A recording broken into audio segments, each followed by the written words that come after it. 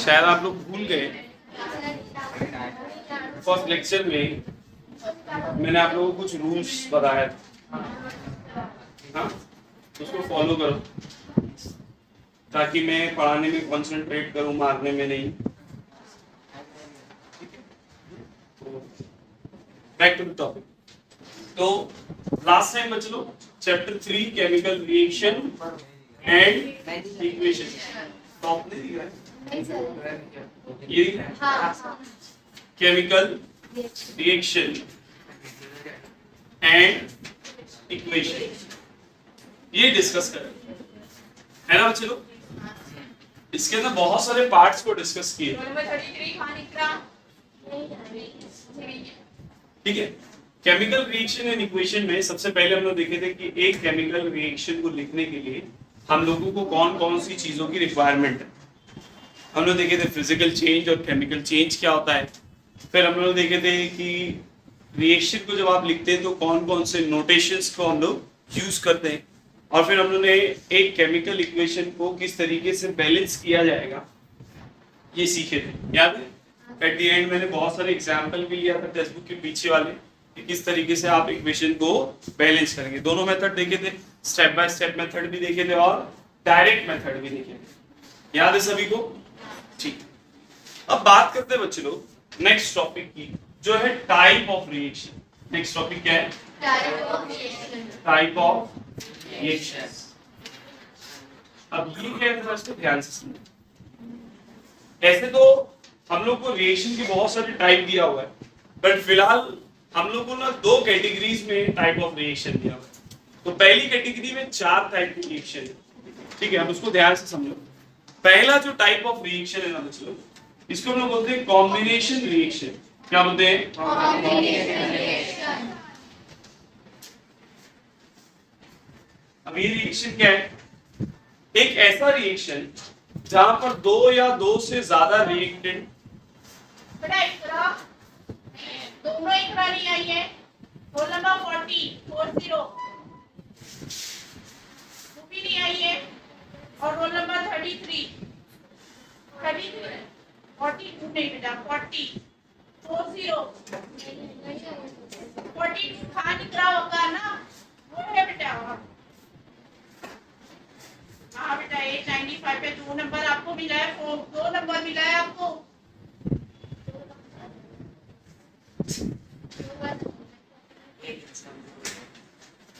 क्या दो roll number लेके हैं? यहाँ पे सारे लोग को एक नहीं मिला, दूसरे में ये स्कूल में भी 2 रोल नंबर लेके बहुत चालू लगे। एम में ना तो में ले हम अटेंडेंस दे दो। भोजपुरी सुनन के नाम समझे, याद है। Combination reaction. हम लोग का एक दोस्त था, तो वो यूपी से आया था, नाम नहीं लूंगा, वीडियो रिकॉर्ड हो रहा है, समझ जाएगा मेरे बारे में। तो वो जब यूपी से, वैसे भी समझ ही जाएगा जब वीडियो उसके पास पहुंचेगा। तो हम लोग का लेक्चर चल रहा था, तो ऑसिलेशन करके एक चैप्टर था, सर पढ़ा रहे थे। तो सर की आदत थी, वो आते थे तो हमेशा पूछते थे कि मेरा कौन सा चैप्टर चल रहा है। तो वो फर्स्ट बेंच में मेरे बाजू में बैठा, सर आए क्लास में एंट्री, बोले कौन सा चैप्टर सर? चला ऑसिलेशन सर, ऑसिलेशन।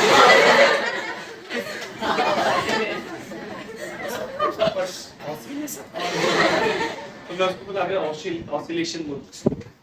हाँ सर वही सर। वो हमेशा ऐसे बोलते, उसके बाद सर यही बोलते ऑसिलेशन।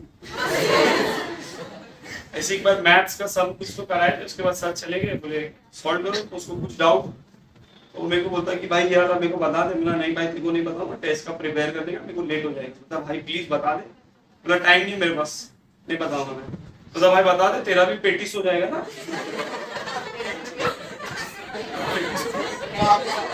बोला प्रैक्टिस बोल रहा है। बोला हाँ वही तेरा भी हो जाएगा। बोला नहीं मेरा प्रैक्टिस हो गया है, मेरे को करने। चलो बात करते हैं कॉम्बिनेशन रिएक्शन। तो ऐसा रिएक्शन जिसमें 2 या 2 से ज्यादा रिएक्टेंट कंबाइन होकर एक सिंगल प्रोडक्ट बना। 2 या 2 से ज्यादा रिएक्टेंट कंबाइन होकर एक सिंगल प्रोडक्ट। ऐसे रिएक्शन को क्या बोलते हैं? डेफिनेशन अगर चाहिए तो यहाँ पर हम लोग लिख सकते हैं when two or more reactant combine to form single product it is known as combination reaction. Example लिख देता हूं भैया, आपके पास कार्बन है, आपने उसको ऑक्सीजन से रिएक्ट करवाया, क्या बन गया? Carbon dioxide. आपके पास मैग्नीशियम है, आपने उसको ऑक्सीजन से रिएक्ट करवाया, क्या बन गया? Magnesium oxide. तो आप देखो, दो या दो से ज्यादा रिएक्टेंट कंबाइन होकर एक सिंगल प्रोडक्ट दे रहे हैं, तो ऐसे रिएक्शन को क्या बोलते हैं हम लोग? आप लोग की भाषा में अगर मैं बोलूं बच्चे लोग, तो यहाँ पर देखो, लड़का प्लस लड़की under the catalyst known as shaadi, they become couple, to react combine to form a single product. अरे समझा कि नहीं? हाँ सर, यही समझा, इसका वो पता नहीं ये। ठीक है, क्लियर है सबको? याद रखिए, जब दो या दो से ज्यादा रिएक्टेंट कंबाइन होकर एक सिंगल प्रोडक्ट बनाएंगे बच्चे लोग, ऐसे रिएक्शन को हम लोग क्या बोलेंगे? Combination. Next reaction decomposition. Next reaction क्या बच्चे लोग? इसी का उल्टा, डीकंपोजिशन रिएक्शन इसका उल्टा है बच्चे लोग। अब ये क्या है? when a single reactant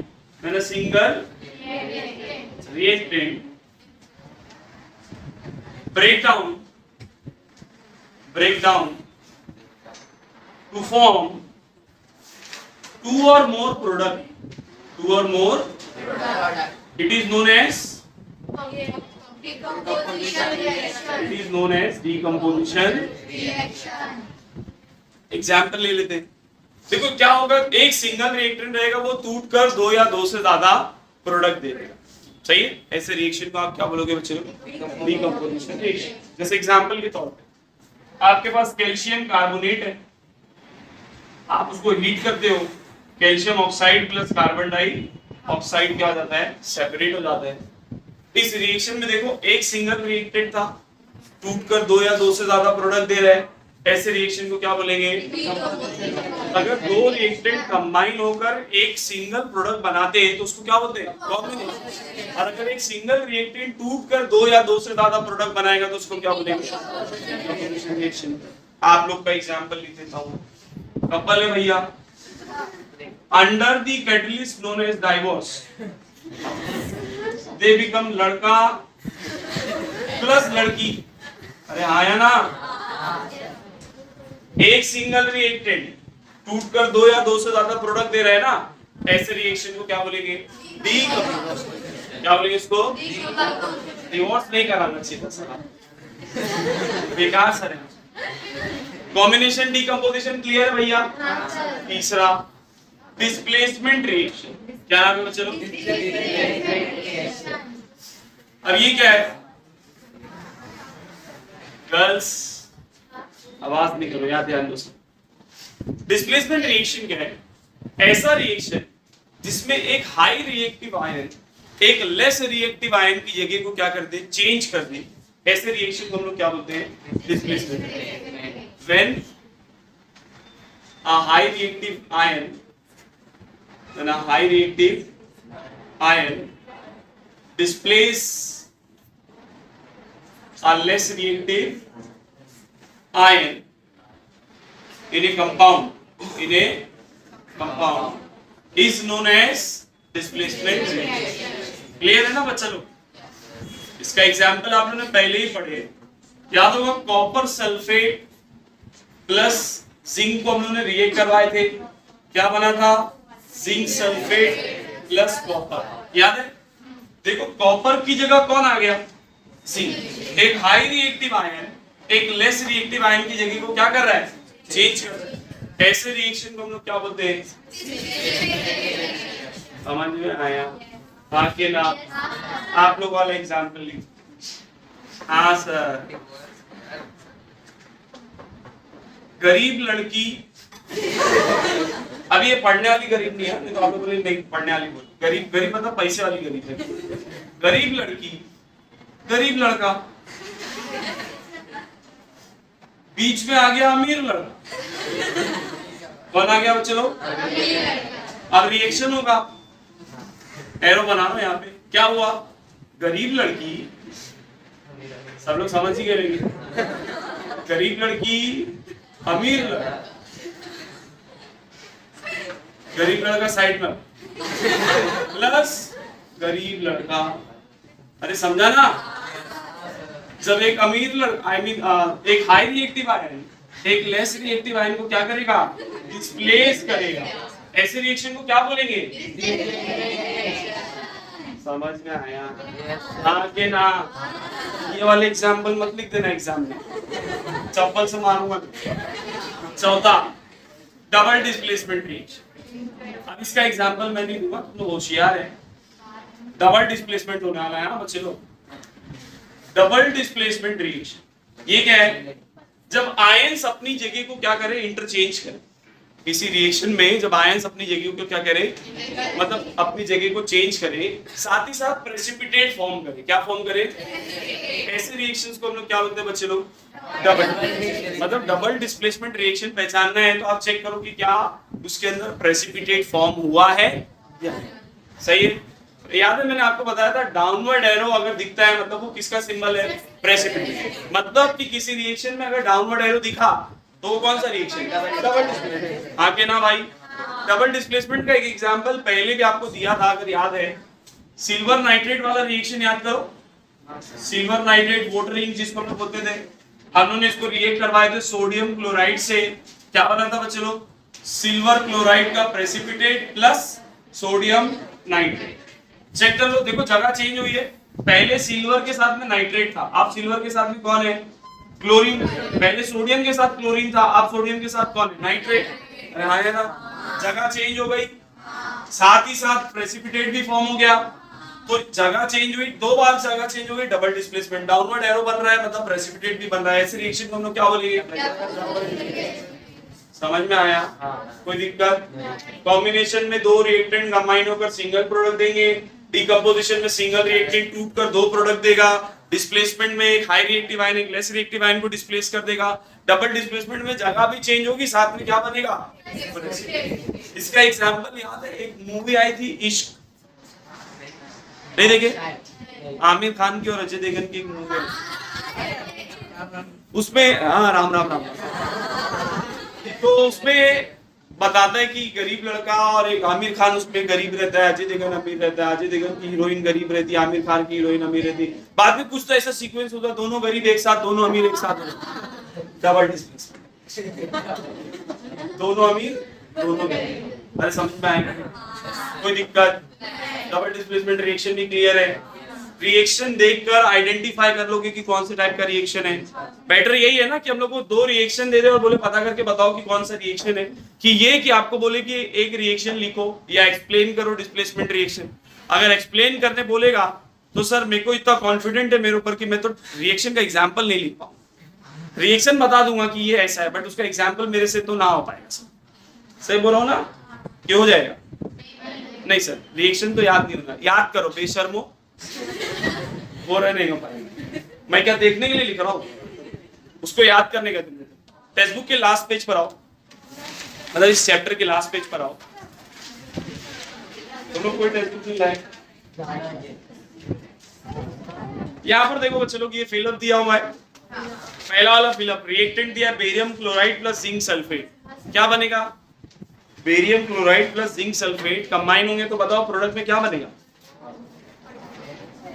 अरे जो रिएक्टेंट यूज किए वही प्रोडक्ट में मिलने वाले ना, तो बताओ barium sulphate plus zinc chloride, यही बनेगा ना?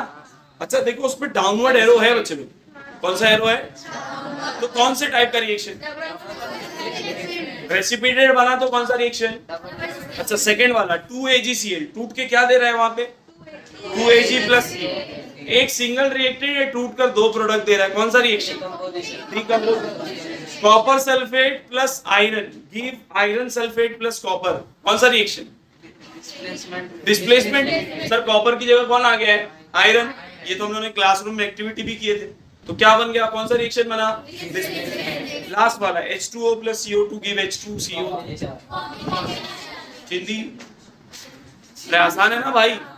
अगर एग्जाम में हम लोग को बोले कि आइडेंटिफाई कर लो रिएक्शन को, तो ये इजी पड़ेगा। इसके बरक्स की वो आपको बोल दे कि भैया एक्सप्लेन करो कॉम्बिनेशन रिएक्शन या डिस्प्लेसमेंट या डिकम्पोजिशन रिएक्शन। समझ में आ रहा है? लिख लो उसको।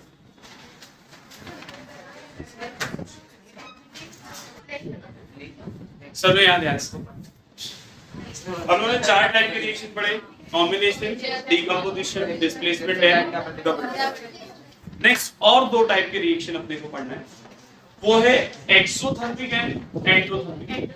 ध्यान से देखिए, एक्सोथर्मिक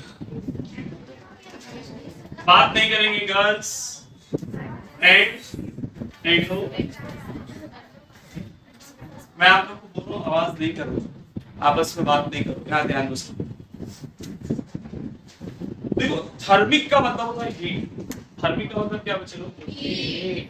एक्सो का मतलब बाहर, एक्सो का मतलब बाहर, एंडो का मतलब अंदर, और थर्मिक का मतलब तो हीट है ही। मतलब ऐसा रिएक्शन जिसमें हीट बाहर निकले, ऐसे रिएक्शन को हम लोग बोलते हैं एक्सोथर्मिक।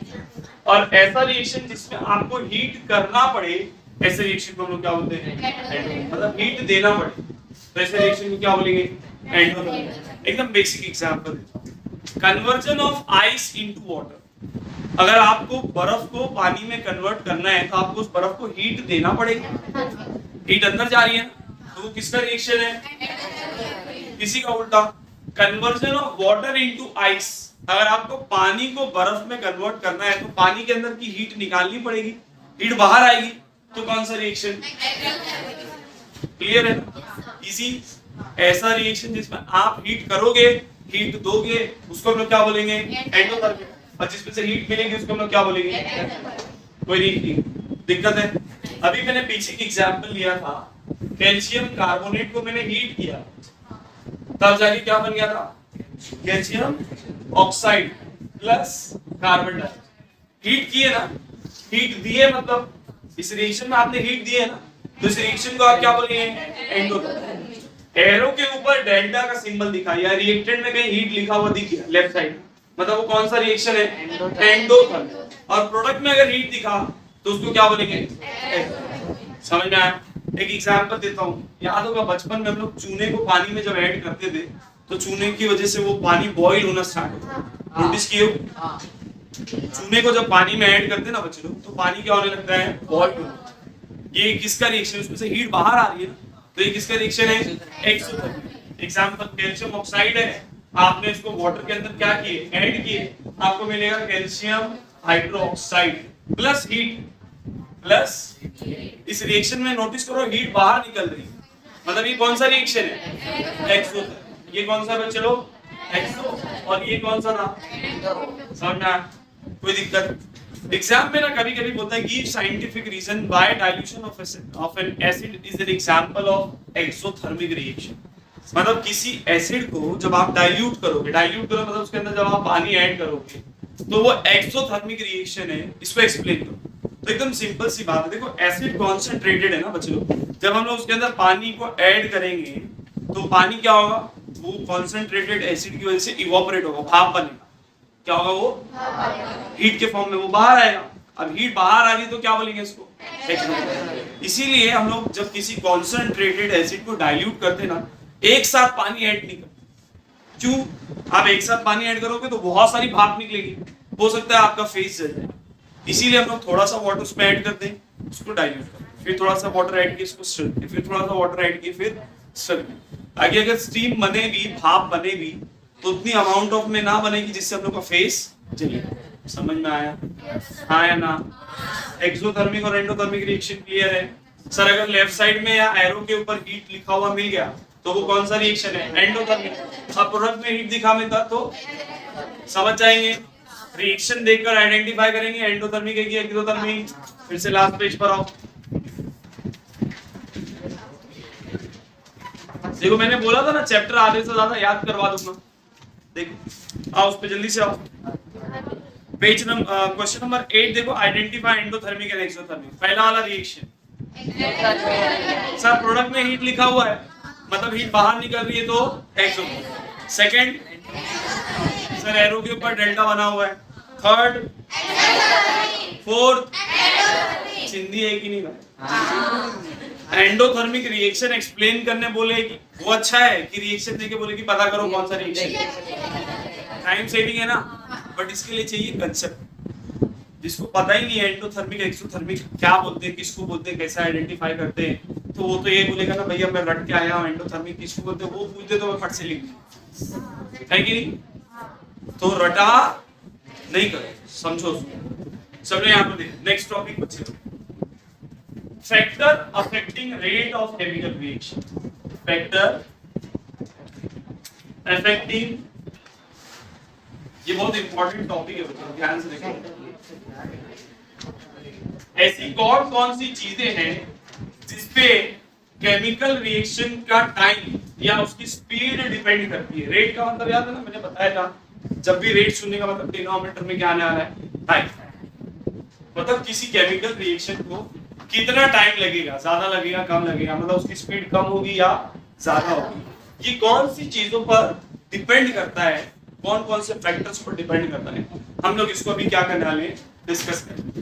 तो 5 फैक्टर दिए, 1 बाय 1 स्टार्ट। सबसे पहला जो है ना बच्चों, उसको हम लोग बोलते हैं नेचर ऑफ रिएक्शन। पहले वाले को क्या बोलते हैं हम लोग? अब ये क्या है जरा इसको समझिए। देखो रिएक्शन करने के लिए आप कौन से रिएक्टेंट का यूज कर रहे हो, ये बहुत इंपॉर्टेंट है। देखो हर रिएक्शन या हर रिएक्टेंट सेम तरीके से रिएक्ट नहीं करता। हम लोगों ने पीरियोडिक टेबल पढ़े, उसमें पढ़े कुछ हाईली रिएक्टिव होते हैं, कुछ लेस रिएक्टिव होते हैं। जैसे हम लोगों को एक बात पता है कि जब भी मेटल किसी एसिड से रिएक्ट करता है, वो हाइड्रोजन गैस को क्या करता है? रिलीज करता है। Whenever metal react with acid it will release hydrogen gas. But हम लोगों को ये भी पता है कि कुछ मेटल जल्दी रिएक्ट करते हैं और कुछ मेटल स्लो रिएक्ट करते हैं। जैसे मैंने बोला कि भैया मेरे पास सोडियम है और मेरे पास आयरन है, तो we know that sodium is highly reactive as compare to iron. तो अगर मान लो बच्चे लोग आपकी एक कंपनी है जहां पर आप हाइड्रोजन गैस बनाते हो, तो आप अपनी कंपनी में क्या चाहोगे, किसको यूज करूं, सोडियम को कि आयरन को? सोडियम को, क्योंकि सोडियम क्या है सर, बहुत जल्दी रिएक्ट कर लेगा, मतलब कम टाइम में। देखो अभी मैं कॉस्टिंग वॉस्टिंग की बात नहीं कर रहा, हम लोग सिर्फ टाइम को बात, तो कम टाइम में मैं ज्यादा हाइड्रोजन गैस क्या कर पाऊंगा, प्रोड्यूस कर पाऊंगा। हाँ कि ना भैया? तो आप किसको यूज करेंगे? Sodium as compare to iron. क्यों sir? Sodium is highly reactive as compare to iron. Reaction क्या होगा? जल्दी। कौन सा रिएक्टेंट मैं यूज कर रहा हूँ रिएक्शन के लिए, बहुत इंपॉर्टेंट है कि नहीं?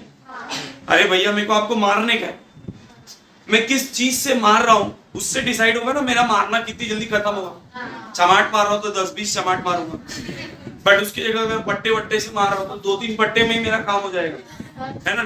डंडे से झाड़ू से मार रहा हूँ तो 5-10 मारूंगा, है कि नहीं? नेचर ऑफ रिएक्टेंट, किस चीज से मारा जा रहा है वो डिसाइड करेगा कि मारना कितना, मतलब कितना मारना पड़ेगा। अरे हाँ कि ना? समझ में आया? तो नेचर बहुत इंपॉर्टेंट है रिएक्टेंट, कि आप कौन सा रिएक्टेंट यूज करते हो रिएक्शन करवाने के लिए। क्लियर?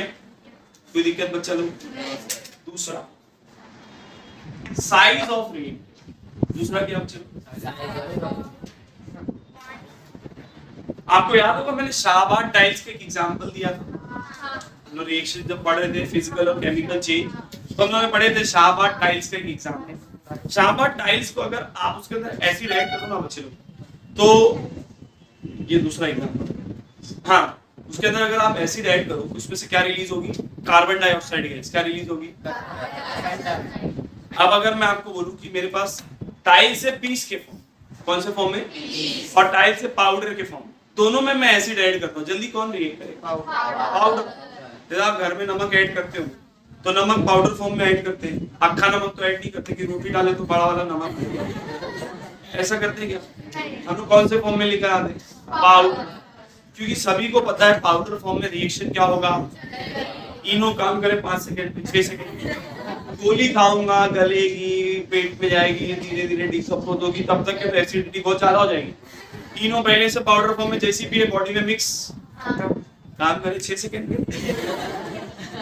साइज ऑफ हाँ अरे इनो वाले का promotion. Size of reactant, size of, सही बोल रहा हूँ ना बच्चा, रिएक्टेंट की साइज मैटर कर रही है कि नहीं। देखो क्यों ऐसा होता है, देखो पाउडर फॉर्म में रहेगा ना तो सरफेस एरिया ज्यादा कांटेक्ट में आएगा और रिएक्शन क्या होगा, जल्दी होगा। इसीलिए अगर हम लोग देखें तो हम लोग को जहां पर जल्दी रिएक्शन करवाना रहता है वहां पर चीजों को पाउडर फॉर्म में रखते हैं। जैसे आप वॉशिंग मशीन में देखो, हम लोग कभी साबुन डाल देते क्या मशीन में, उसमें से भी फेस बनेगा, कपड़ा वो भी साफ करेगा, बट हम लोग उसको ऐड नहीं करते। हम लोग को पता है कि सर वहां रिएक्शन बहुत स्लो होता है, इसीलिए हम लोग टाइड वाटर ये सब ऐड करते। फिर प्रमोशन टाइड वगैरह जब ऐड करते हैं हम लोग तो उसमें टाइड नहीं बोलते, मैं बोलूँ हम लोग वॉशिंग पाउडर जब ऐड करते हैं तो उसमें क्या होता है बच्चे लोग, वो पाउडर फॉर्म में उसका रिएक्शन क्या आ जाएगा। बट इसी के बलक जब आप कपड़ा धोते हैं हाथ से तो हम लोग मेजरली वहां पर किसको यूज करते हैं, जो सोप होते हैं उसको यूज करते हैं, क्योंकि हम लोग को पता है वहां पर अगर पाउडर फॉर्म में लगा तो थोड़ा सा भी डाला तो जल्दी से एब्जॉर्ब हो जाएगा, तो नुकसान ज्यादा है कि नहीं। तो पाउडर फॉर्म में चीजें जल्दी रिएक्ट करती है एज कम्पेयर टू पीस को। तो साइज ऑफ रिएक्टेंट मैटर कर रहे हैं ना भैया। इनो का एग्जांपल याद रखें, बाद में इनो वाले से पैसा लेंगे। तीसरा कॉन्सेंट्रेशन, तीसरा क्या है चलो, कॉन्सेंट्रेशन भी इंपॉर्टेंट है। देखो मैंने अभी एसिड का एग्जांपल दिया था कुछ देर पहले, दोनों एग्जांपल में मैंने एसिड का एग्जांपल लिया। अगर एसिड डाइल्यूट होगी तो रिएक्शन स्लो होगा ना, मतलब अगर उसमें पानी मिला होगा तो वो रिएक्शन कैसा होगा, और उसी की जगह प्योर एसिड होगी तो उसका रिएक्शन क्या होगा। सही है कि नहीं बच्चे लोग, मतलब कॉन्सेंट्रेशन अगर स्ट्रॉन्ग है, कॉन्सेंट्रेटेड है तो रिएक्शन क्या हो जाएगा, फास्ट। एक एग्जांपल दे, आप लोग अक्सर देखते हो घर पे जब फ्राई व्राई बनाना रहता है, तंदूरी मंदूरी बनाना रहता है, सर कोई दूसरा एग्जांपल दो ना सर। एक तो सुबह खाली पेट आए तंदूरी का एग्जांपल, मतलब एग्जांपल इसलिए दे रहा हूँ कि घर पे जाके खा सको, खरीद लेना ना गरीब लोग। तंदूरी बनती है तो आप देखो चिकन को मैरिनेट करते, चिकन को हम लोग पहले कट कर लेते हैं और जब उसको मैरिनेशन करते हैं उसमें दही ऐड करते हैं या नींबू ऐड करते हैं या विनेगर ऐड करते हैं, है ना। देखो जो अमाउंट पे आप विनेगर उसके अंदर ऐड करते हो बहुत लिटिल अमाउंट रहता है ना, उतने से विनेगर से हम लोग के गोश्त में उसका टेस्ट आने वाला, फायदा क्या होता है, विनेगर क्यों ऐड करते हैं और मैरिनेट करके छोड़ देते रख देते गलने के, किसके लिए बच्चे लोग, ये बात हम लोग को पता तो है नहीं, हम लोग ऐसा टेस्ट वेस्ट के लिए ऐड किए। एक्चुअली विनेगर जब आप ऐड करते हो, विनेगर एसिड है, वो गोश्त को डिकम्पोज करना क्या करता है, स्टार्ट करता है, उसको गलाना क्या कर देता है, इसीलिए आप विनेगर ऐड करके उसको कुछ टाइम तक के छोड़ देते हो ताकि अंदर तक के विनेगर पहुंचे और गोश्त को क्या करे, गला दे, और फिर जब हम लोग उसको फ्राई करेंगे तो अंदर तक प्रॉपर्ली कुकू का क्रंची बनेगा और फिर जो शेजवान के साथ खाने सही है कि नहीं भैया, अरे समझ में आ रहा है कि नहीं। तो कॉन्सेंट्रेशन, अब आप सोचो ना उस विनेगर की जगह मैं कॉन्सेंट्रेटेड H2SO4 गला दूं तो सर फिर तो हड्डी भी गल जाएगी, मेरे को कीमा मिलेगा फिर नीचे, सही है ना। स्ट्रॉन्ग रहेगा तो रिएक्शन बहुत जल्दी हो जाएगा, विनेगर वीक एसिड है इसीलिए उसका रिएक्शन कैसा है, स्लो। तो कॉन्सेंट्रेशन इंपॉर्टेंट है कि नहीं भैया, बट सर मैं H2SO4 नहीं मिला, मेरे को खाने का है। चौथा बच्चे लोग टेम्परेचर, चौथा क्या है, अब ये क्या है, टेम्परेचर तो सभी को पता है, टेम्परेचर भी रेट ऑफ रिएक्शन में बहुत इंपॉर्टेंट रोल प्ले कर रहा है। देखो अगर टेम्परेचर ज्यादा है तो रिएक्शन की स्पीड भी क्या होगी, अगर टेम्परेचर कम है तो रिएक्शन की स्पीड भी क्या होगी। इसका फिर से एक एग्जांपल देता हूँ, आप लोग अक्सर देखते हो गर्मी के सीजन में बच्चे लोग, अगर जिस पतीली में हम लोग दूध वगैरह गरमाते हैं उस पर थोड़ा बहुत अगर दूध रह गया, आप लोग के साथ तो अक्सर ऐसा होता होगा, तो जब हम लोग सुबह उठते हैं तो देखते हैं वो दूध फट गया है ना, हम लोग मस्त एकदम चाय वाय बना के रेडी करते हैं ब्लैक वाली, और हम लोग कुछ लोग ऐसे भी होते हैं ना ब्लैक चाय अलग से बना के फिर दूध ऐड करते हैं, फिर हम लोग सोचते हैं कि आप दूध ऐड करेंगे, जैसे दूध खोले अरे फिर जान चल जाती है, क्योंकि अब तो टाइम बचा नहीं है, अब तो चाय पी के निकलने का था, और देखो दूध फट गया है और मैं सबसे छोटा, अभी सब मेरे को बोलेंगे दूध लाने के लिए, है कि नहीं, होता है कि फिर हम लोग की जान, हम लोग फटाक से पतीली को ढकते और बैठ खाते, मैं जा रहा हूँ मेरे को भूख नहीं लगी, है कि नहीं, अरे होता है ना। देखो दूध फट गया, रीजन टेम्परेचर, रीजन क्या बच्चे लोग, इसीलिए थोड़ा बहुत अगर दूध बच जाता है तो हम उसको उठा के फ्रिज में रखते हैं, ठंडी के सीजन में ये चीज नहीं है, वो चल जाता है, रात भर रखो सुबह तक के हम लोग को मिल जाता है, पीने भर तो रहता है, फटता। टेम्परेचर कम है, उसके अंदर जो माइक्रोब्स थे जो उसको डिकम्पोज करने वाले, खराब करने वाले हैं, उनका एक्शन स्लो हो जाएगा, क्योंकि टेम्परेचर कम है तो रिएक्शन की स्पीड भी क्या हो जाएगी, कम। दूध ज्यादा टाइम तक के क्या रहेगा, चलिए गर्मी में टेम्परेचर ज्यादा है, उनके रिएक्शन की स्पीड क्या होगी, फास्ट, और दूध जल्दी ही क्या हो जाएगा। इसीलिए हम लोग चीजों को कहां पर प्रिजर्व करते हैं बच्चे, फ्रिज। फ्रिज क्या करता है, टेम्परेचर को लो कर देता है, जिसके रिएक्शन की स्पीड भी क्या हो जाती है। समझ में आया, हाँ कि ना। और पांचवा तो आपको याद है, मैंने पहले ही पढ़ा चुका हूँ, कैटलिस्ट, याद है ना। कैटलिस्ट, अभी वनस्पति का घी बनाए थे तो निकल को ऐड किया था, ए तुम लोग बना के नहीं लाए मेरे को, घी बनाना सिखाया था ना लास्ट टाइम, बोला था कि एक आध डब्बा लेके आना, लेके बना के लाना, नहीं मार्केट मैं भी तो 25 का सर मार्केट में वो वाइट कलर का घी मिलता है वो। याद लगता चले यार, देखो भाई कैटलिस्ट सबको याद है ना, कैटलिस्ट का तो काम ही है रिएक्शन की स्पीड को बढ़ाना, बट खुद रिएक्शन में पार्टिसिपेट, समझ में आ रहा है। तो ये वो सारी चीजें हैं जो रिएक्शन की स्पीड को क्या करती है, बढ़ाती है, बट खुद रिएक्शन में पार्टिसिपेट। कोई दिक्कत बच्चा लोग। नेक्स्ट टॉपिक देखो, ऑक्सीडेशन एंड रिडक्शन। ये इंपॉर्टेंट है, इसको थोड़ा ध्यान से देखो, फ्यूचर में आप लोग को इसके ऊपर पूरा चैप्टर मिलेगा केमिस्ट्री के। ऑक्सीडेशन एंड रिडक्शन, अगेन ये भी टाइप ऑफ रिएक्शन का एग्जांपल है, ध्यान से देखो। पहला बात करते हैं ऑक्सीडेशन की। ऑक्सीडेशन को जब आप उल्टा कर देंगे तो क्या बन जाएगा, रिडक्शन। क्या बन जाएगा बच्चों, ध्यान से। ऑक्सीडेशन ऐसे रिएक्शन को बोलते हैं जिसमें आप ऑक्सीजन को क्या करो, ऐड करो, या फिर हाइड्रोजन को रिमूव। दोनों ही एग्जांपल किसके, ऑक्सीडेशन। ऑक्सीजन ऐड होगा तो ऑक्सीडेशन, हाइड्रोजन निकलेगा तो भी ऑक्सीडेशन। एग्जांपल देता हूं, कार्बन में मैंने ऑक्सीजन ऐड किया, क्या बना, ऑक्सीजन ऐड हुआ ना, ऑक्सीडेशन। मैग्नीशियम में मैंने ऑक्सीजन को ऐड किया, क्या बना, ऑक्सीजन ऐड हुआ है ना, ऑक्सीडेशन। मैग्नीशियम हाइड्राइड है बच्चे, उसमें से मैग्नीशियम अलग और हाइड्रोजन अलग। देखो हाइड्रोजन निकल रहा है, हाइड्रोजन निकल रहा है, तो भी किसका एग्जांपल, ऑक्सीडेशन।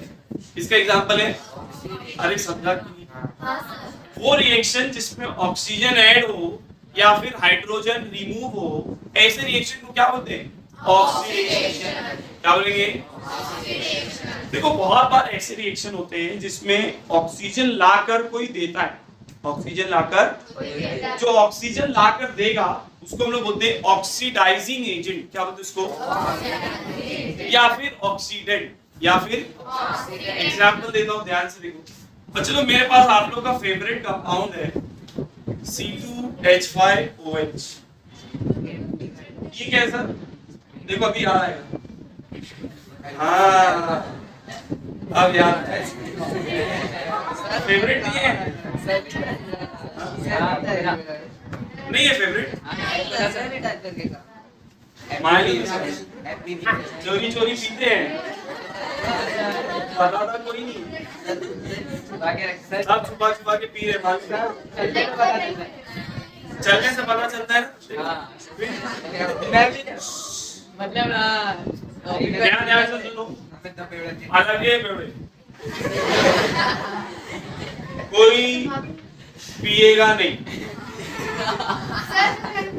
नहीं सर, कल के लिए कोई पिएगा नहीं। ये अलग बात है कि हम लोग इसके ऊपर बहुत कुछ पढ़ने वाले हैं। पहले बताओ, कोई इसको पिएगा नहीं और कोई गटर में मिलेगा नहीं। अल्कोहल है बच्चे, क्या है अपने पास, हम लोगों ने इसके अंदर ऐड किए KMnO4। किसको ऐड किए, जिसकी वजह से ये कन्वर्ट हो गया CH3COOH, जिसको हम लोग बोलते हैं एसिटिक एसिड या आम भाषा में विनेगर। अरे सिरका भाई,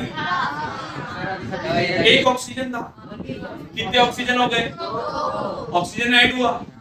अच्छा वो ऑक्सीजन दिया किसने, इस KMnO4, किसने दिया, that means this KMnO4 is nothing but oxidizing agent। ये क्या है,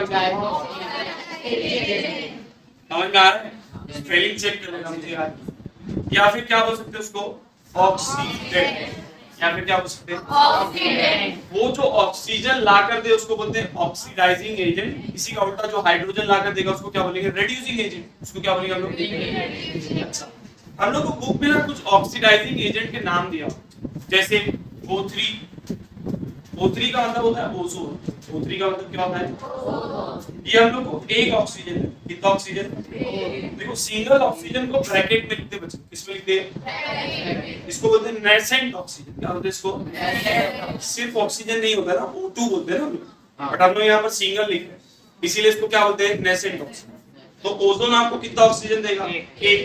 ऐसी H2O2 हाइड्रोजन पर ऑक्साइड, क्या बोलते हैं इसको? ये भी आपको कितना ऑक्सीजन देता है? एक। सिमिलरली बच्चे लोग अपने पास K2Cr2O7, K2Cr2, इसको हम लोग बोलते हैं पोटेशियम डाइक्रोमेट। क्या बोलते हैं इसको? ये सब कंपाउंड है जो ऑक्सीजन देने का काम है। पोटेशियम डाइक्रोमेट हम लोग को 3 ऑक्सीजन देता है। कितने? और लास्ट में जो KMnO4 मैंने ऊपर यूज किया हो, इसको बोलते हैं पोटेशियम पर मैग्नेट। क्या बोलते हैं बच्चे लोग? पोटेशियम पर। ये हम लोग को 5 ऑक्सीजन, कितने ऑक्सीजन देता है? दैट मींस ये सब के सब क्या है, ऑक्सीडाइजिंग एजेंट है, क्योंकि ये क्या लाकर देने वाले हैं, ऑक्सीजन लाकर देने। क्लियर? ये लोग क्या लाकर देने वाले हैं, ऑक्सीजन लाकर। दरवाजा इसको क्या बोलेंगे हम लोग, ऑक्सीडाइजिंग। क्लियर है? अब ध्यान से एक चीज सुन लो, ऑक्सीडेशन की एक डेफिनेशन और है। 2 डेफिनेशन पढ़ लिए थे, ऑक्सीजन ऐड हो या फिर हाइड्रोजन। तीसरा ऐसा रिएक्शन जिसमें से इलेक्ट्रॉन रिमूव, क्या रिमूव हो, उसको भी हम लोग क्या बोलेंगे, ऑक्सीडेशन। जैसे एग्जांपल दे रहा हूं, आपके पास आयरन है, आयरन 2 इलेक्ट्रॉन को लूज करके Fe+2 में क्या हो रहा है बच्चों, कन्वर्ट हो रहा है। देखो इलेक्ट्रॉन निकल रहा है ना, इलेक्ट्रॉन रिमूव हो रहा है ना भैया, तो ये भी किसका एग्जांपल है, ऑक्सीडेशन। इसका एग्जांपल है बच्चे लोग, समझ में आया? What do you mean by oxidation? Sir ऐसा रिएक्शन जिसमें ऑक्सीजन ऐड हो या जिसमें से हाइड्रोजन रिमूव हो या जिसमें से इलेक्ट्रॉन रिमूव, उसको हम लोग क्या बोलेंगे, जो ऑक्सीजन ला कर देगा उसको क्या बोलेंगे, ऑक्सीडाइजिंग एजेंट या फिर ऑक्सीडेंट। सब में याद है? नहीं, चैप्टर को वाइंड अप करेंगे। कुछ एग्जांपल जिसमें आप आइडेंटिफाई करो कि कौन ऑक्सीडेशन कर रहा है, कौन रिडक्शन कर रहा है। हम लोगों ने पढ़े कि अपने पास दोनों टाइप के एग्जांपल हो सकते हैं। कुछ ऐसे रिएक्शन जिसमें ऑक्सीडेशन ही हो रहा है, कुछ ऐसे रिएक्शन है जिसमें सिर्फ रिडक्शन हो रहा है, और कुछ ऐसे भी है जिसके अंदर दोनों साथ में हो रहे हैं, जैसे रिडॉक्स रिएक्शन, रिडक्शन और ऑक्सीडेशन साथ में। रिडॉक्स का RED और ऑक्सीडेशन का ऑक्स मिला के क्या बनता है, रिडॉक्स। तो रिडॉक्स रिएक्शन का भी एक एग्जांपल हम लोग देख के रखे। अब हम लोग को ना आइडेंटिफाई करने बोलता है कि कौन ऑक्सीडेशन कर रहा है और कौन रिडक्शन। जैसे इसमें ध्यान से देखो, सिर्फ इसी में देखो, कॉपर ऑक्साइड से कॉपर में कन्वर्ट हो गया ना, मतलब उसने ऑक्सीजन को लूज कर दिया, मतलब कॉपर ऑक्साइड क्या परफॉर्म कर रहा है, रिडक्शन।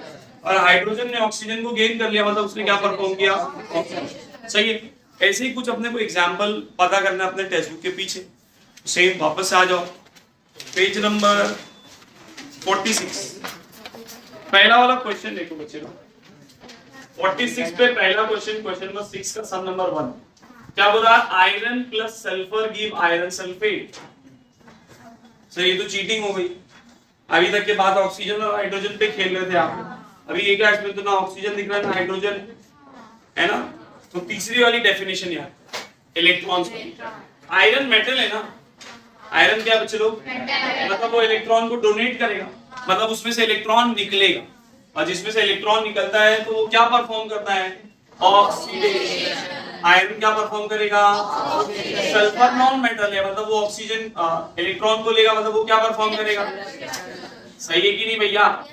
क्या ये रिएक्शन में दोनों साथ में नहीं हो रहे बच्चे लोग? दैट मींस ये किसका एग्जांपल, समझ में आया? सेकंड वाला देखें, 2Ag2O give 4Ag plus O2। ध्यान से देखो, इसमें से ऑक्सीजन निकल रहा है ना, ऑक्सीजन निकला मतलब किसका एग्जांपल, ऑक्सीजन निकला मतलब आप बोल सकते हैं कि सर ये जो सिल्वर ऑक्साइड है ये क्या परफॉर्म कर रहा है, रिडक्शन। क्या परफॉर्म कर रहा है, हम लोग को बोलता है कि कौन ऑक्सीडेशन परफॉर्म कर रहा है, कौन रिडक्शन, ये बताओ। तो जैसे यहाँ पर आयरन ऑक्सीडेशन कर रहा था, सल्फर रिडक्शन। यहाँ पर सिल्वर ऑक्साइड क्या परफॉर्म कर रहा है? रिडक्शन। समझ में आ रहा है कि नहीं?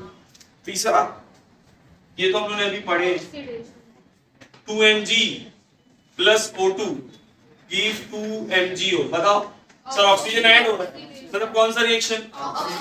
और ऑक्सीडेशन कौन हो रहा है? मैग्नीशियम ऑक्सीजन से अटैच हो रहा है, मतलब सर मैग्नीशियम क्या परफॉर्म कर रहा है? ऑक्सीडेशन। एंड लास्ट वन, निकल oxide plus hydrogen give nickel plus H2। ये देखो सेम इसके जैसा, बस वहां कॉपर ऑक्साइड था, यहाँ निकल ऑक्साइड। सही है ना?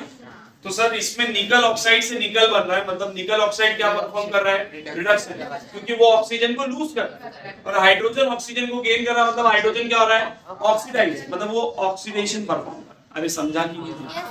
कोई दिक्कत? पक्का? रिएक्शन देख के बता देंगे कौन ऑक्सीडेशन कर रहा है, कौन रिडक्शन। हाँ कि ना?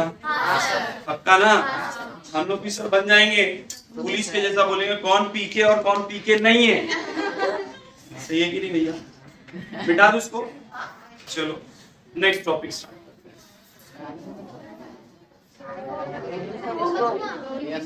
लोग तो थोड़ा सा बचा है, बच्चे लोग चैप्टर कंप्लीट हो जाए।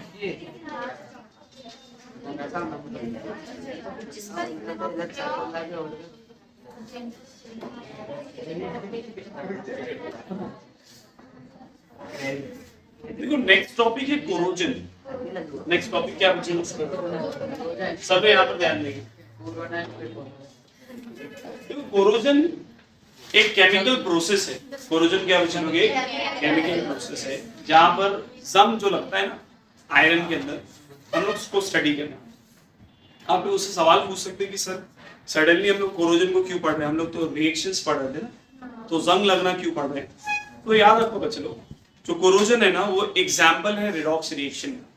Corrosion is an example of redox, क्योंकि हम लोग ने अभी रिडॉक्स रिएक्शन पढ़े, इसीलिए हम लोग किसको स्टडी करें? कोरोजन। बट इस टॉपिक को स्टार्ट करने से पहले आपके बुक के अंदर एक एक्टिविटी दिया हुआ, अगर आप लोग पेज नंबर 44 पर आएंगे तो देखो उसने 4 टेस्ट ट्यूब लिया बच्चे लोग। ठीक है, हम लोग भी 4 टेस्ट ट्यूब ले लेते हैं, ध्यान से देखेंगे सब लोग। A, B, C, D, इन सब के अंदर आयरन निकले, हीला है इन सब के अंदर। पहले वाले में हम लोगों ने क्या किए? वाटर ऐड किए और उसके ऊपर ऑयल की लेयर, पानी है और ऊपर क्या है? सेकेंड वाले में सिर्फ सॉल्ट वाटर क्या प्रेजेंट है? यहाँ पर ऑयल प्लस वाटर, दूसरा वाला यहाँ पर सॉल्ट वाटर। तीसरा वाला खाली है, इसमें सिर्फ क्या है? एयर। क्या है चलो? इसमें एयर है प्लस अनहाइड्रस कैल्शियम क्लोराइड है। क्या चलो? और ऊपर से ये लेड रखा हुआ है, मतलब ये क्लोज है। समझ में आ रहा है? इसके अंदर और कोई चीज एंटर। सवाल ये है कि इन चारों में से किस में जंग लगेगा? हाँ, डी में जंग लगेगा। जाहिर सी बात है सर, उसमें सॉल्टी वाटर। देखो जंग लगाने के लिए 2 चीज चाहिए। पहला मॉइस्चर, हवा पानी। करेक्ट, पहला मॉइस्चर और दूसरा ऑक्सीजन। अगर ये 2 चीज होगी तो जंग लगेगा, वरना जंग देखो यहाँ पर पानी तो है बट क्या उसको ऑक्सीजन मिल रहा है? सर ऊपर ऑयल की लेयर है, ऑक्सीजन अंदर डिफ्यूज नहीं हो पाएगा और आयरन को ऑक्सीजन मिलेगा नहीं, आयरन को जंग। तो पहले वाले में तो जंग लगने से रहा, सर इसमें लगेगा क्योंकि ऊपर ओपन है ना, ऊपर से ऑक्सीजन पानी में डिफ्यूज होगा, पानी तो पहले से है और जल्दी जंग लगेगा क्योंकि सॉल्ट है। सॉल्टी वाटर से कोरोजन क्या होता है? जल्दी। इसीलिए समुद्र में जो नाव चलती है, जो हिस्सा पानी के नीचे होता है उसके ऊपर मल्टीपल पेंट की कोटिंग चढ़ाई जाती है। देखो 2 हिस्से में पेंटिंग होती है। हम लोग को लगता है कि डिजाइन है, डिजाइन इसलिए नहीं है, वो डिजाइन नहीं है, मल्टीपल लेयर इसके लिए नीचे वाले पर है क्योंकि वो कहां पर जाने वाला है? पानी में, और उसमें कोरोजन होने के चांसेस ज्यादा है, इसीलिए उसके ऊपर मल्टीपल लेयर चढ़ाई जाती है पेंट। तो इसमें तो बहुत जल्दी जंग लगेगा। इसमें बात करें तो देखो इसमें जंग लगेगा नॉर्मली, अगर मैं टेक्स्ट बुक के रेफरेंस से बात करूं तो नहीं लगेगा क्योंकि इसमें वाटर नहीं है, बट एयर के अंदर मॉइस्चर है, एयर के अंदर भी तो नमी है ना, तो उसकी वजह से धीरे धीरे जंग लगेगा। जैसे आप देखो अपने खिड़की के जो ग्रिल्स होती है उसमें भी तो जंग लगता है ना। ये अलग बात है कि बारिश में ज्यादा जंग लगता है और नॉर्मल समर सीजन में उतना क्योंकि समर सीजन में उसको उतना मॉइस्चर मिल रहा, इसीलिए उसको रिएक्शन भी कैसा है, स्लो है। बट जंग तो लग रहा है ना, क्योंकि एयर के अंदर मॉइस्चर है। अगर मैं एयर के मॉइस्चर को निगलेक्ट करूं तो जंग नहीं लगेगा, बट एयर के अंदर मॉइस्चर है, इसलिए इसके अंदर भी जंग। अब यहाँ पर देखो एयर है, ऊपर से तो क्लोज है, पानी है नहीं, और अगर इस एयर के अंदर थोड़ा बहुत वाटर रहा, थोड़ा बहुत वाटर, तो वो कौन लेगा बच्चे लोग, ये अनहाइड्रस कैल्शियम क्लोराइड लेगा। अनहाइड्रस का मतलब होता है जिसके अंदर पानी बिल्कुल नहीं, जिसके अंदर पानी बिल्कुल। तो अगर पानी कहीं पर एयर में रह भी गया तो वो कौन लेगा पहले, अनहाइड्रस कैल्शियम क्लोराइड। सर उसके पास तो पानी बिल्कुल भी, आप समझ रहे हैं ना, आपके बाजू में मैं एक प्यासे आदमी को लेकर आऊं जो 2 दिन से प्यासा है, और आप अभी जस्ट 1 लीटर पानी पी के बैठे हैं, और फिर कोई सामने से आपको पानी बोले तो आप बोलेंगे ना मैं लूंगा, बोलेंगे क्या? जो प्यासा है उसको देंगे ना भैया। तो अनहाइड्रस कैल्शियम क्लोराइड के साथ भी हाल वही है, उसके पास तो पानी, तो अगर कुछ मॉइस्चर से पानी आ भी गया, नमी आ भी गई, तो पहले कौन ले लेगा? तो इसमें भी जंग लगने वाला। जंग किसमें लगेगा, सॉल्टी में। किसमें जंग लगेगा, या फिर इसमें लगेगा थोड़ा बहुत, अगर एयर में मॉइस्चर कंसीडर करें तो। मतलब जंग लगाने के लिए, जंग को हम लोग रस्ट बोलते हैं। क्या बोलते हैं, रस्ट बोले तो जंग। एग्जाम में हम लोग को बोलते हैं what is the chemical formula of rust, तो याद रखिए केमिकल फार्मूला होता है रस्ट का Fe2O3.H2O। Fe2O3. ये है केमिकल फार्मूला किसका बच्चे लोग, रस्ट का। तो ये हम लोग को याद रखना है फार्मूला। हम लोग को एग्जाम में बोलता है कि एक्सप्लेन करो corrosion as an example of redox reaction, 5 mark का क्वेश्चन। या डायग्राम देकर भी हम लोग को कभी-कभी बोलता है कि एक्सप्लेन करो रिएक्शन को। तो कैसे एक्सप्लेन करेंगे उसको थोड़ा ध्यान, ये समझ गया ना। जंग लगाने के लिए 2 चीज चाहिए, कौन कौन सी बच्चे लोग, मॉइस्चर चाहिए, मतलब पानी चाहिए, और ऑक्सीजन। ये 2 चीज होगी तो ही क्या लगेगा, जंग लगेगा, वरना जंग। एक्टिविटी क्लियर है? अरे कोई दिक्कत है क्या बच्चे लोग? आओ देखते हैं जंग कैसे है। सर जंग तो लगा है हम लोग के दिमाग में भी, बट वो पता नहीं कैसे निकलेगा, उस पे तो पेंट भी नहीं कर सकते, है ना। सभी लोग ध्यान से देखो। मान लो बच्चे लोग ये आयरन का एक पीस है, ये क्या है, आयरन का एक टुकड़ा है, इसके अंदर बहुत सारे आयरन के एटम्स होंगे। इसके ऊपर वाटर की एक ड्रॉपलेट गिरी, बारिश की बूंद। सभी लोग ध्यान से देखिए, बारिश के मौसम में बारिश के बारे में पढ़ाया जा रहा है। ये कौन चीज, ये है H2। ये कौन है बच्चे लोग, और ये पूरा क्या अपना आयरन। ध्यान से सुनेंगे सभी लोग। जैसे ही पानी आयरन के ऊपर गिरेगा, आयरन अपने आप को 2 हिस्से में कन्वर्ट करेगा। एक हिस्सा जहां पर पानी नहीं है, जिसको हम लोग बोलेंगे एनोड, जिसको क्या बोलेंगे, और जो पानी वाला हिस्सा उसको हम लोग क्या बोलेंगे, याद है 9th में एनोड और कैथोड पढ़ेंगे। एनोड बोले तो पॉजिटिव करंट, और कैथोड बोले तो सही है, कोई दिक्कत। अब देखते हैं कि क्या क्या चेंजेस हो जाए। तो पहले बात करते हैं एनोड पर बच्चे। एनोड मैं कहां पर लिख रहा हूं, एनोड पर क्या होता है बच्चों, ये जो आयरन है ना, अपना जो आयरन है, ये 2 इलेक्ट्रॉन को लूज करता है और किसमें कन्वर्ट हो जाता है, Fe+2। किसमें कन्वर्ट हो जाता है, एनोड पर क्या हुआ, आयरन ने 2 इलेक्ट्रॉन को लूज किया, किसमें कन्वर्ट हो गया, Fe+। क्योंकि उसने इलेक्ट्रॉन लूज किया, दैट मींस उसने क्या परफॉर्म किया, ऑक्सीडेशन। हाँ के ना बच्चा लोग, समझ में आया।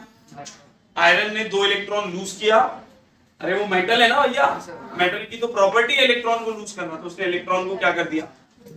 अब देखो जैसे ही वो इलेक्ट्रॉन को लूज करेगा उसके ऊपर प्लस चार्ज आ गया, और ये अगर पॉजिटिव है तो ये किसकी तरफ अट्रैक्ट होगा, मतलब ये एनोड किसकी तरफ जाना स्टार्ट करेगा। जब वो एनोड से कैथोड की तरफ आयरन के आयंस जा रहे हैं, ड्यूरिंग दिस जर्नी वो लोग पानी से रिएक्ट करेंगे, किससे रिएक्ट करेंगे, और एक इलेक्ट्रॉन को लूज कर देंगे, और एक इलेक्ट्रॉन को क्या करेंगे, मतलब Fe+2 से किस में कन्वर्ट हो जाएंगे, Fe+3। पढ़ लो, याद रखिए, समझ में आया। एनोड पर आयरन था, उसने 2 इलेक्ट्रॉन को लूज किया, किस में कन्वर्ट हो गया, Fe+2। और जब वो पॉजिटिव होगा तो वो नेगेटिव की तरफ अट्रैक्ट होगा। ड्यूरिंग दी जर्नी जब वो एनोड से कैथोड की तरफ मूव होगा, पानी से रिएक्ट करके एक और इलेक्ट्रॉन को वो क्या कर देगा, लूज कर देगा। Fe+2 से किस में आ जाएगा, Fe+3। कोई दिक्कत, पक्का समझ में आया। Fe+2 बोले तो फेरस, क्या बोलेंगे उसको, Fe+3 बोले तो फेरिक, Fe+3 बोले तो वो दिया नहीं है, बस ऐसी बता, क्लियर है। मतलब Fe+3 कहां पर पहुंचेगा? कैथोड। कहां पर पहुंचेगा? अब बात करते हैं कि कैथोड पर क्या हो रहा है। एट कैथोड बच्चा लोग, एट ऑक्सीजन के मॉलिक्यूल्स, किसके मॉलिक्यूल्स रिएक्ट करेंगे हाइड्रोजन के आयंस के साथ। किसके साथ में? प्लस 4 इलेक्ट्रॉन, ये सब आपस में कंबाइन होकर बनाएंगे H2O। क्या बनाएंगे बच्चे लोग? तो आप बोलेंगे सर ये इलेक्ट्रॉन कहां से आए? तो देखो ऊपर इलेक्ट्रॉन रिलीज हो रहे हैं ना, अरे ऊपर इलेक्ट्रॉन निकल रहे हैं ना। अब आप बोलेंगे सर ये तो 3 ही निकले, आपने 4 लिख दिए। भैया ये एक आयरन के एटम से निकला, मैंने बोला ये मल्टीपल एटम से बना है ना, तो बहुत इलेक्ट्रॉन निकले, टेंशन नहीं ले, नंबर का टेंशन मत लो। तो यहाँ पर 4 इलेक्ट्रॉन। फिर सवाल आता है कि ये H+ कहां से आया सर? ऑक्सीजन तो चलो एटमॉस्फेयर में है, हवा में है ना, ये हाइड्रोजन के आयंस कहां से? थोड़ा सब्र करो, बताऊंगा अभी आगे कि ये कहां से आया। क्लियर है? देखो इसमें इलेक्ट्रॉन ऐड हो रहा है ना, अरे इलेक्ट्रॉन ऐड हो रहा है ना, मतलब ये क्या परफॉर्म हुआ? रिडक्शन। ये क्या परफॉर्म हुआ? ऑक्सीडेशन और रिडक्शन दोनों हुआ है कि नहीं? इसीलिए इस रिएक्शन को हम लोग क्या बोलते हैं? रिडॉक्स। एग्जाम में पूछता है why corrosion is an example of redox reaction, तो आप एक्सप्लेन करेंगे क्योंकि इसके अंदर ऑक्सीडेशन भी हो रहा है और इसके अंदर, ठीक है। देखो कैथोड पर कौन पहुंचा बच्चे लोग? Fe+, और कैथोड पर पहले से कौन है? H2। पहले से कौन है? तो देखो क्या होगा, कैथोड पर Fe+3 पहुंचा, प्लस कैथोड पर क्या होगा? H2O जो था वो रिएक्ट करेगा, क्या बनाएंगे? Fe2O3.H2O प्लस 6 हाइड्रोजन के आयंस क्या होंगे? 20। अरे रिएक्शन को देखो, Fe+3 था ना, अब हम लोग यहाँ पे मैं इसको बैलेंस करने के लिए 2 लिखा। अब यहाँ पर देखो टोटल 4 और 2, 4 2 8 हाइड्रोजन, जिसमें से हम लोगों ने सिर्फ कितने यूज किए? 2। कितने यूज किए बच्चे लोग? बताओ कितने बचे? 6 बचे। तो वो 6 हाइड्रोजन के आयंस क्या हो गए? यहाँ पर आकर यूनिट। समझ में आया कहां से यहाँ हाइड्रोजन के आयंस आए? ये क्या बना? Fe2O3.H2O को क्या बोलते हैं हम लोग? यही बनाना था ना भैया, बना दिए रस। अरे समझा कि नहीं रिएक्शन? क्योंकि इसमें ऑक्सीडेशन और रिडक्शन साथ में है, इसीलिए इस रिएक्शन को क्या बोलते हैं? Redox reaction. वापस से एक्सप्लेन करो। आयरन था, आयरन ने एनोड के ऊपर 2 इलेक्ट्रॉन को लूज किया, Fe+2 में क्या हो गया? कन्वर्ट हो गया। क्योंकि उसने इलेक्ट्रॉन लूज किया, दैट मींस उसने क्या परफॉर्म किया? सर जैसे ही वो इलेक्ट्रॉन लूज करेगा वो प्लस हो जाएगा और पॉजिटिव किसकी तरफ अट्रैक्ट होगा? नेगेटिव। मतलब वो एनोड से कहां पर जाएगा? कैथोड। ड्यूरिंग दिस जर्नी वो वाटर से रिएक्ट करके एक और इलेक्ट्रॉन को क्या कर देगा? लूज कर देगा। क्या बन जाएगा? Fe+। अब ये Fe+3 कहां पहुंचने वाला है? कैथोड। बात करते हैं कैथोड पर क्या हो रहा था। कैथोड पर ऑक्सीजन जो कि एटमॉस्फेयर में प्रेजेंट है, हाइड्रोजन के आयन जो यहां से आने वाले और इलेक्ट्रॉन्स जो यहां से रिमूव हुए, ये सब आपस में कंबाइन होकर क्या बनाएंगे? H2। क्योंकि इसमें इलेक्ट्रॉन ऐड हो रहा है इसीलिए इसका नाम क्या पड़ गया? रिडक्शन। दोनों सर साथ में हो रहा था इसीलिए इस रिएक्शन को हम लोग क्या बोलते हैं? रिडक्शन। एनोड कैथोड पर सर वाटर बना, कैथोड पर कौन चलकर आ रहा था? Fe+। ये लोग आपस में रिएक्ट करेंगे, क्या बनाएंगे? Fe2O3.H2O। सही है कि नहीं बच्चा लोग? ये इसी को क्या बोलते हैं हम लोग? अगर एग्जाम में 5 मार्क का क्वेश्चन आया रिएक्शन के साथ लिख पाओगे? पक्का? जो बोल रहा हूँ वो लिखोगे कि नहीं?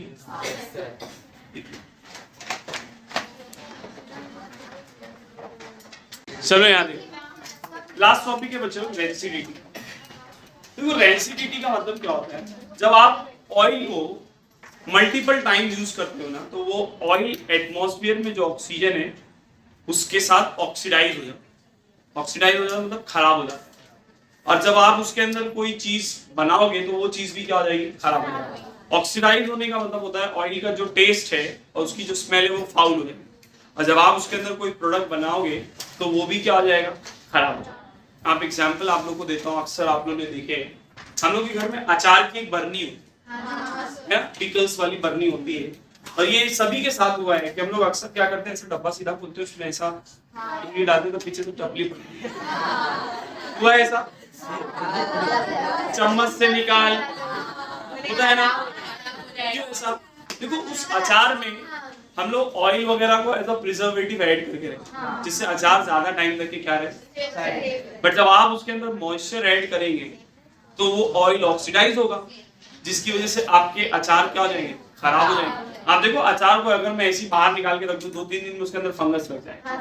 क्यों? क्योंकि उसके अंदर ऑयल है और ऑयल एटमॉस्फेयर में जो ऑक्सीजन है उसके साथ ऑक्सीडाइज होगा। ऑयल खराब होगा तो वो प्रोडक्ट भी क्या हो जाएगा। इसीलिए आप लोग देखो लेस की जो पैकेट आती है वो पैक होकर आती है कंटेनर के अंदर। एक लेस आता है आप लोग देखो ठेले पे ऐसा बेचते हैं, हम लोग खुशी में ले लो इतना सारा दे रहा है, जल्दी जल्दी खरीद लेते हैं, बट टेस्ट में कुछ भी नहीं रहता है। फिर बाद में समझते हैं वो 5 रुपए वाला पैकेट ही सही है, भले थोड़ा सा मिलता बट टेस्ट तो आता है। सही बोल रहा हूँ कि नहीं? उसके अंदर ना बच्चे लोग हम लोग ऐड करते हैं प्रिजर्वेटिव्स को। किसको ऐड करते हैं? हम लोग उसके अंदर ऐसे कंपाउंड्स को ऐड करते हैं जो अपने प्रोडक्ट को ऑक्सीडाइज ना होने दें। इसीलिए आप देखो ऑयल वगैरह को हम लोग सील कंटेनर में रखते हैं और वो पैकेट जो है जिसमें फ्राई हुई चीज है उसको भी हम लोग क्या करते हैं पैक करके रखते हैं, ताकि हम लोग क्या जो भी प्रोडक्ट है वो ऑक्सीजन के कांटेक्ट में आएगा तो खराब हो जाएगा। देखो लेस वगैरह आप लोग घर में वेफर ही लेकर आते हैं, खुला छोड़ दो तो क्यों? वो ऑक्सीडाइज हो रहा है, खराब हो रहा है। समझ में आ रहा है कि नहीं मैं क्या बोल रहा हूँ? इसी प्रोसेस को बोलते हैं रेंसिडिटी। इसी प्रोसेस को क्या बोलते हैं? सिंपल है ना? That's all. Thank you sir.